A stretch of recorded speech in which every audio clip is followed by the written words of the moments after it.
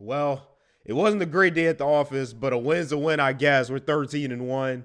There were some good things that happened. A.J. Brown had 9 catches for 181 yards.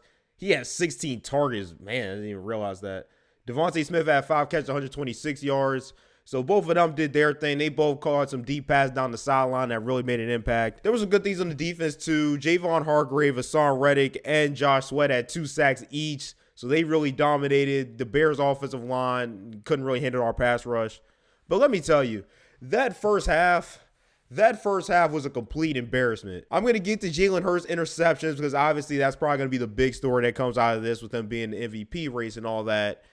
But I thought they came out flat, and there's just one play that I just really cannot wrap my head around. But you know what? Let's start. Why not? Let's go ahead and start with the interception. So this is Jalen Hurts' first one.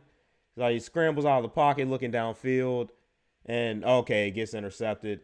So first of all, there's two. Let me go back. There's 2 receivers in this vicinity, so I don't know what the play design was. And then obviously, if he was, I think he was looking for A.J. Brown. If that's, he's got to put that up there. I feel like that's on him, even if it's a horrible play design, because if he's going to throw to A.J. Brown there, that has to be on him. That was really underthrown. And then the second one here, this is probably a miscommunication as you see it gets picked there. I think Quez, when they showed the angle on the replay, I think Quez was supposed to cross before that, and he kind of went too far upfield and crossed too late.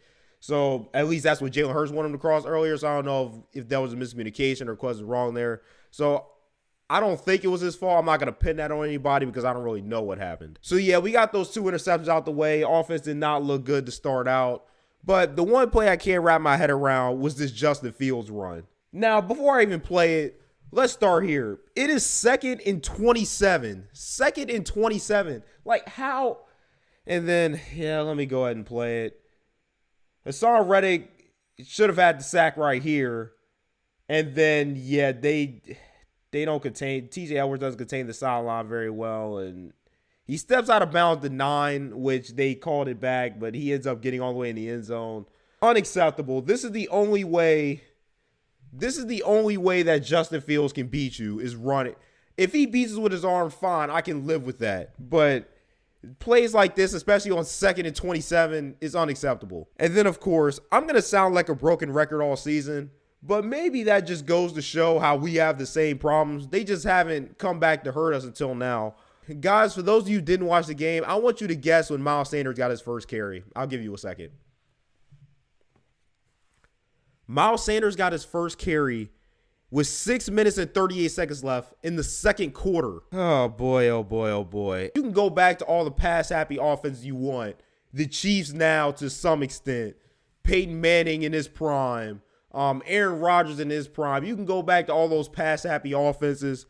I don't think any of them would not run the ball until 6 minutes and 38 seconds left in the second quarter. But you know what? Even though I say that, Miles Sanders still fumbled in the third, which he caught a little screen, and I don't know if he really ever got possession of it. Obviously, it was a fumble, but I don't know if he really ever got it to hold on to the football. And then, yeah, just right after, it just pops out of his hand and gets recovered by the defense.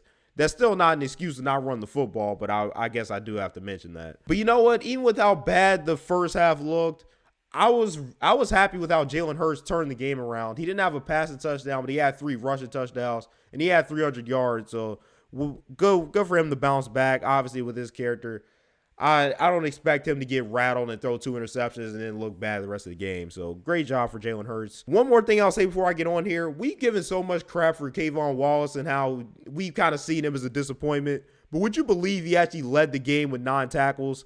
So also great job for Kayvon Wallace. I was really worried with Blankenship and C.J. Gardner-Johnson being out, but great job for Kayvon Wallace. So we got the win. Dallas loss has made the Sunday sweeter. But this definitely was not a perfect game, which you won't have perfect games, but I was not happy with that first half, even though we got the win. But I don't know. Let me know what you guys think about the game and any other game this weekend. So yeah, I hope you guys have a great day. I'll see you guys next time.